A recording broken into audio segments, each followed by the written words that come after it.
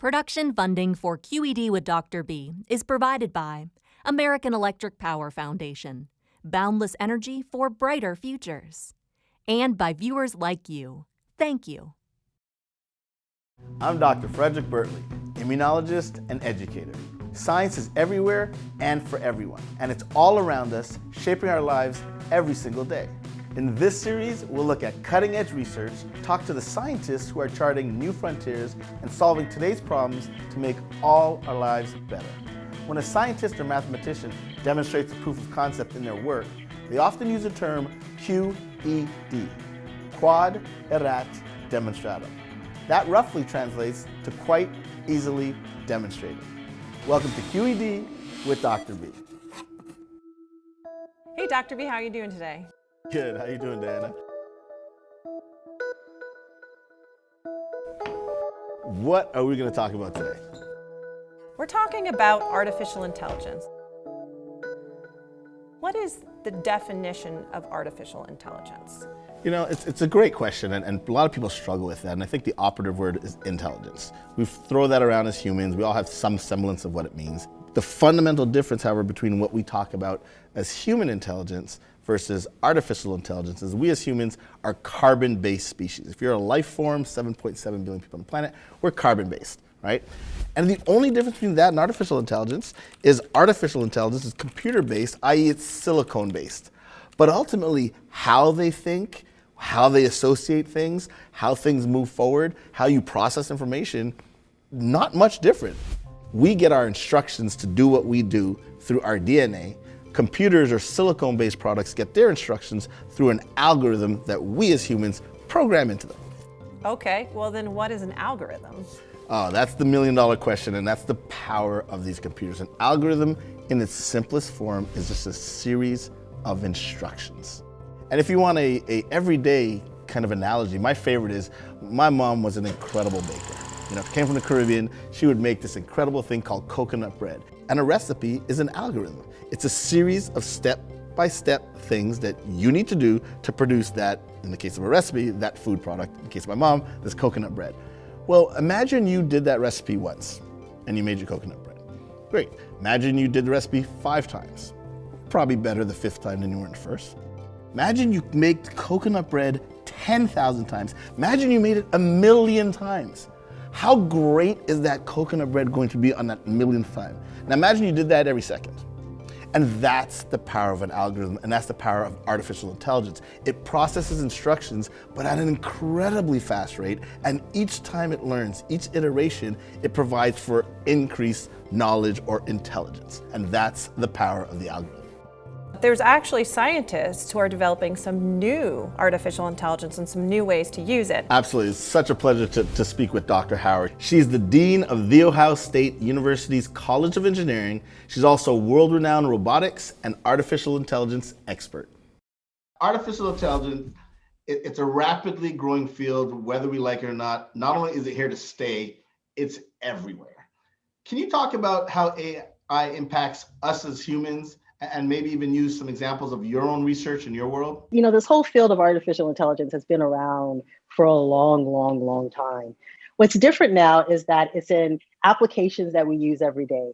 If you do anything in terms of banking, if you're going and you're worried about someone stealing your identity or fraud alerts or, you know, someone taking your credit card number and going shopping with it, right? All the algorithms that are behind the scenes are based on artificial intelligence processing, you know, kind of anomalies, trying to figure out, you know, are you just in a trip to Hawaii or is this really an anomaly or a fraud? It's there in terms of, you know, jobs. Like the next time you apply for a job, guess what?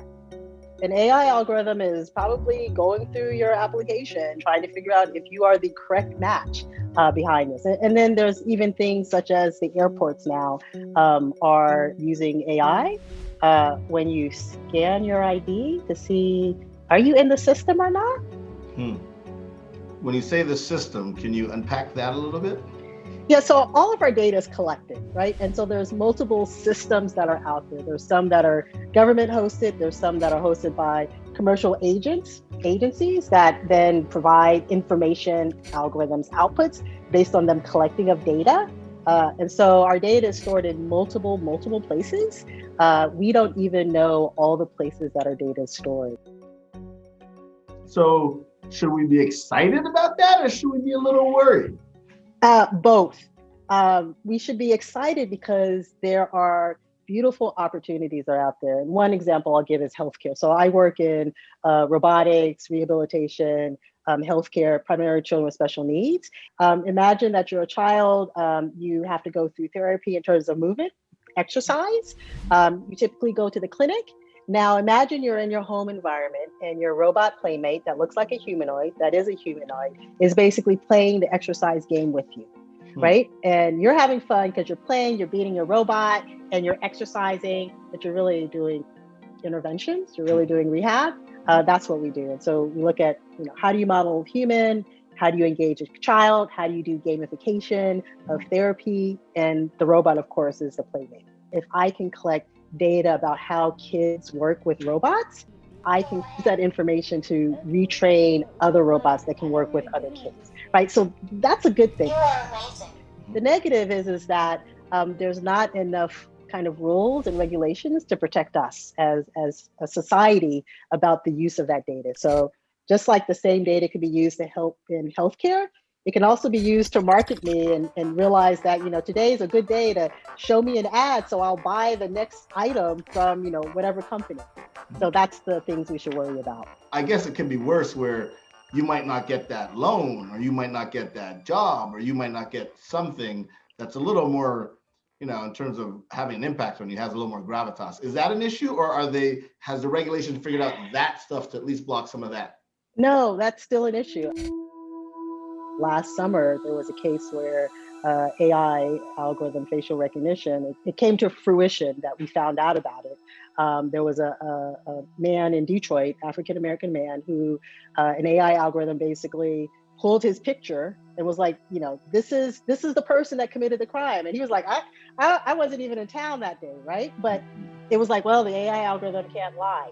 And so that's the negative, is that, you can have these impacts of our civil liberties, of our freedoms, and you can't, it's very hard to basically, counter and be like, hey, wait, the AI algorithm is wrong because of the fact that I live in the neighborhood that it targeted.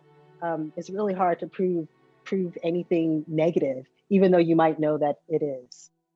But doesn't the programmer play a role in that? I think with one of these kind of facial recognitions, at the end of the day, you have to have inputs for the algorithm to iterate off of. And if, let's just pick one demographic, if the inputs are all of a typical white male, 40 to 50 years old, can the algorithm properly read an Asian or an African or a Latino person? No, and I will say that one of the things that we know is that and we're calling it biases. So biases in the algorithms. It's on the developer side, it's on the data side, it's on how the data is coded, it's in the algorithm itself, and it's on the output and how it's used. And so it's really systemic throughout the entire ecosystem of an algorithm.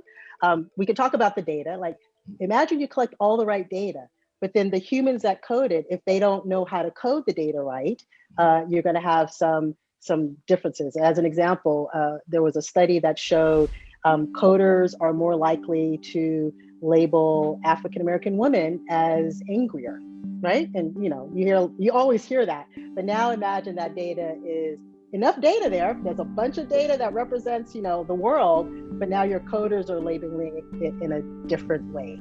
So it does sound like, though, that there's a consciousness about that, and at least the field as a whole is starting to recognize biases and saying, hey, wait a minute, we might need to go back and recode or reprogram, et cetera. Is that fair to say? I would say that it is a growing movement within the community. Okay, so where is AI going in the future? I think AI is going to continue to grow but be much more pervasive.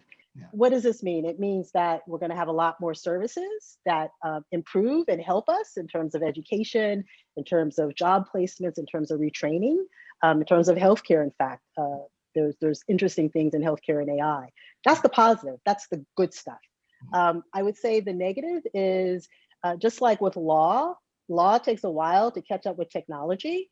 I think with respect to AI, the law and regulations are going to take a while. And so we're going to see a lot of mistakes happen in the near term, like with facial recognition, before, we catch up in terms of, oh, this is how you're supposed to do it. This is, the FDA for AI to make sure we don't do harm. We do more, improvements and better people's lives. So that's going to take a little bit of while to catch up.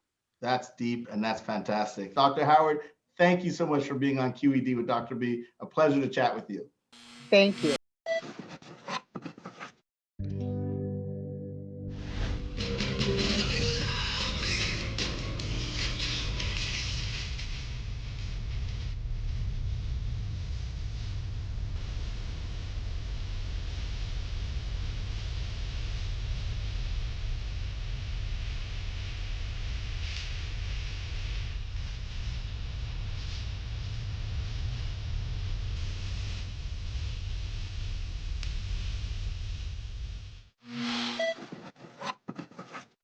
I really love that she said that they could program robots to be able to do physical therapy along children and then take that data and train other robots to also do that same thing. So what are things that AI can do that humans can't? Well, see, I love that example you talked about, because that's really we talk about this in education, each one, teach one. And so now artificial intelligence allows robots to teach other robots, which is great. But one of the powerful things that AI offers that we can't do is it's really a combination of two things: speed and amount of data to process. Computers just can process things infinitely faster than we can, and at a much higher volume. So instead of us baking something, like my mother referencing her cake, she may have baked it 50 times, 100 times, maybe even 1,000 times in her life. We're talking about 100 million times baking a cake. And so infinitely more data points, processing that in a tiny amount of time, and that's powerful, and that's why the outcomes can be transformative. And knowing that about artificial intelligence, it seems like there's some big applications in medicine. Yeah, I mean, that's the cool thing about AI, and we'll get into there's so many applications across the board, but in the case of medicine, we have fantastic improvements in all kinds of fields, and our next guest, Dr. Regina Barclay, really talks to that, both on a professional level and with her personal experience. You're a world expert in artificial intelligence, so many accolades, working really hard, and then there's a personal story that develops in your life that further shines a light on how you think about artificial intelligence and how we can use it. Do you mind sharing your personal story, that connection? Yeah, so regarding my personal story, so in 2014, I got sick and I was diagnosed with breast cancer. It was the first time I was really sick in my life, and I didn't know much about the healthcare system before and how people and doctors make the decisions. I realized there is really so much potential AI can do to change healthcare for all of us. And it really makes sense to bring this very powerful machinery to help people who suffer. It's our obligation as scientists to bring our science to the point that it can reduce human suffering. That's incredible. So talk about how you looked at AI and how that helped improve your health. What actually happened? So one thing that I discovered when I was going through the treatment is how much manual labor is involved. If you want to take outcomes of the patients that happen, in the last 10 years and ask what happened to patients like me who took treatment A or treatment B, you need to have a human who would go to the charts and extract relevant information. It's just truly unbelievable that in this country, with its great achievements, when people, went to the moon, it is still done manually. Can you believe it? Wow. It is done manually. So the bigger point is that what AI can do, if you can take all this information, automate extraction of relevant bits and predict the trajectories, you can really be much more precise and personalized. And what we learn, across multiple areas of clinical science, that people, based on their biology, based on their individual health, respond very differently to treatment. And you want to be able to personalize the care to them. And that's what AI can do. Another application relates to predicting how disease changes. And today, even we collect a lot of information about patients, this information, depends on human for interpretation. If you're looking at the mammogram or on any image, there is like a clear sign of like a spot, you could say, yeah, this is cancer, that's what we can see. But maybe there are many other subtle things that are there in the image. Or if you have sequential images, maybe there is some changes that human eye just cannot perceive because these images are so big and they are so detailed that humans cannot really do it, no matter how great as a radiologist they are. On the other hand, machine can take millions of images with an outcomes and understand what is the likelihood that, let's say, this patient, which now we cannot see cancer in their body, but what is the likelihood that within few years they are going to develop cancer? So this kind of questions human radiologists, doctors cannot even ask, but we demonstrated that with machine learning you actually can do it. So this is remarkable. It sounds like there are two massive fronts artificial intelligence can impact our healthcare. One is treatment, mass analyzing copious amounts of data, processing it and saying, okay, now we can get more personalized and say this might work better for person A, this might work better for person B, because of our capacity to crunch all that data and look at outcomes. But the second piece you're talking about is on the diagnostic front. It sounds like, again, the high-powered capacity of artificial intelligence and the capacity to crunch so much data that we're just limited as humans can actually lead to early diagnoses. And in the case of cancer, that is critical for long-term outcomes. Is that correct? You're very, very correct. That today, even though, the cure capacity increases every year, we still have a big number of diseases, like pancreatic cancer is just one example, where we really don't have any cure at this moment. What we do want to have is the capacity to look ahead. Now, what does it exactly mean, look ahead? We know that, for instance, cancer and neurodegenerative diseases, they don't develop at the moment that you diagnose. It's not like you diagnose today and it happened in the last month. Body undergoes a sequence of transformation for quite a long time. And what we did with the mammograms, which are X-rays of breast, we took the images of women for which we know the outcome. And now I know that these images, even though originally didn't show any cancer, within 5 years, this patient developed cancer. This patient didn't develop cancer. Can you train the machine to identify these very subtle things that happen there? And the answer is actually yes. We've done it and it works very well across different populations, and it gives you a lot of opportunities because, first of all, maybe the patient can have some changes in her lifestyle. There are also chemo prevention. You can get some, medical treatment like drugs that can help you. You can also screen them with a higher frequency. So there are lots of things you can do preventatively if you know what's to come.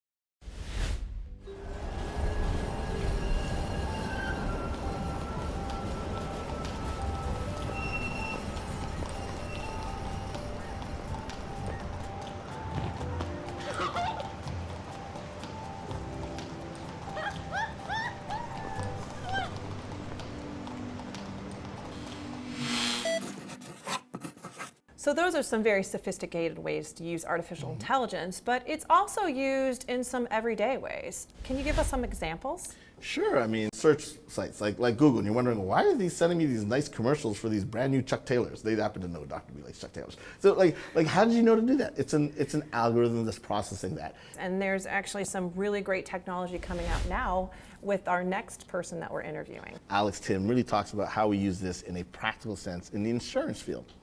Alex Tim, so good to have you here as part of QED. Thanks for being with us. Thank you for having me. All right, so as you know, today's episode is about artificial intelligence.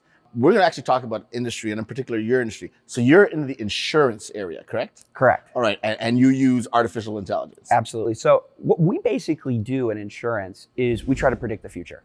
And crystal balls don't really work, so we've got to use something else.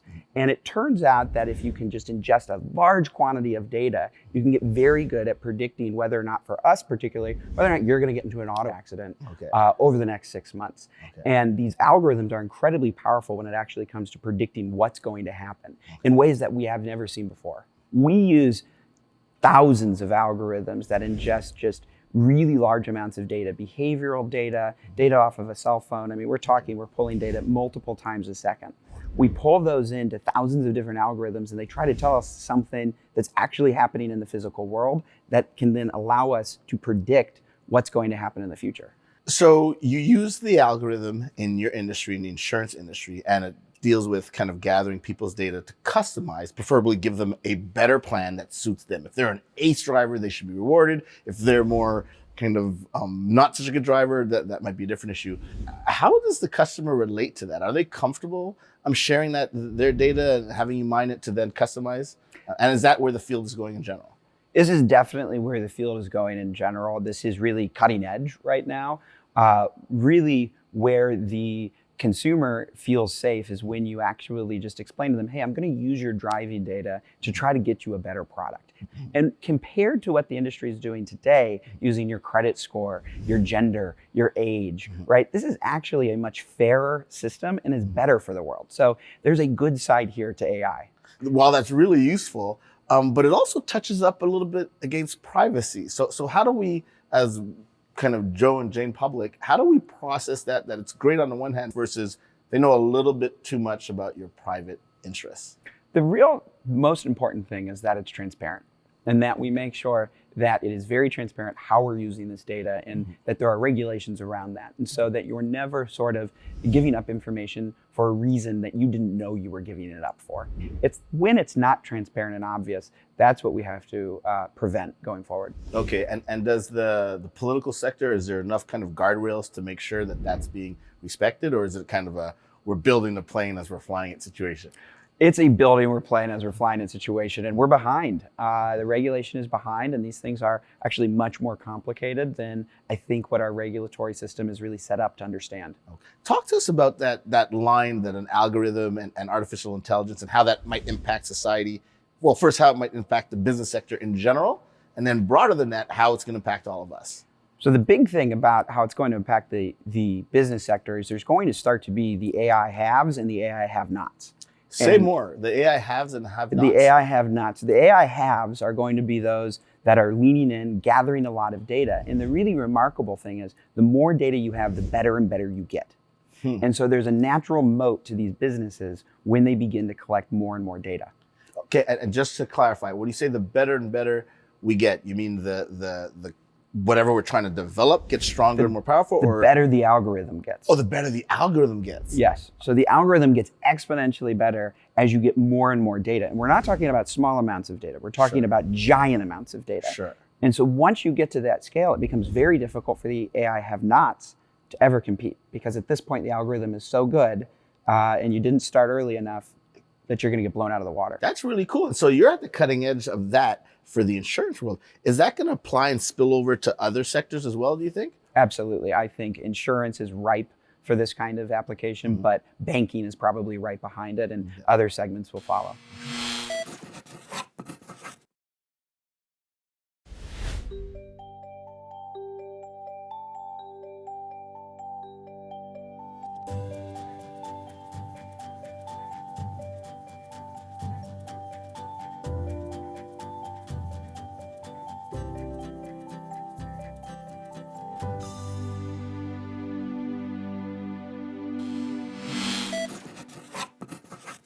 Where would you like to see artificial intelligence go in your lifetime? You know, that's a great question. There are some fundamental things that still impact us as humans on the planet. Big issues like infectious diseases, poverty, education equality, and climate change. These are fundamental things that we're still struggling with as humanity to address. Imagine an empathetic, incredible, artificially intelligent species or being that can help us solve those problems to make the world, yes, I'm a corny scientist, to make the world a better place. I love it. So remember, that's all quite easily demonstrated. QED with Dr. B. That's me. Find us on Facebook, Twitter, and Instagram, and we'll see you next time. a lot of times as scientists or engineers, we talk about that aha moment. Along with knowing that you wanted to be a roboticist / inspired by the Bionic Woman, which is totally cool, by the way. Do you have another aha moment you could speak to in artificial intelligence or robotics? The aha moment when I realized that people are special and that I actually like people, which, I didn't realize I actually like people. I like gadgets, but I like people, was I was doing a workshop, doing a camp, and there was this one young lady who was part of my camp and had a visual impairment. And I remember sitting there and I'm going like, oh, this is how you do it. And she's like, there's nothing on the screen for me. Like, there's nothing there. And I remember sitting next to her and she was so bright and just working through it. And at that moment, I was like, you know what? I can actually use my engineering talent to do something, that could help this person that I'm sitting next to in a profound way. And that was the aha moment that I needed to use my engineering talent for people that were in my backyard. And that's when I actually literally switched my focus of research from like science-driven robotics, going to the Arctic, to working with children with special needs. I mean, literally in like a year time frame. What are your top 5 AI movies? Got to talk about the trilogy of none other than Terminator. Then there's the Matrix series. WALL-E. iRobot. What am I? Blade Runner. Production funding for QED with Dr. B is provided by American Electric Power Foundation, Boundless Energy for Brighter Futures, and by viewers like you. Thank you.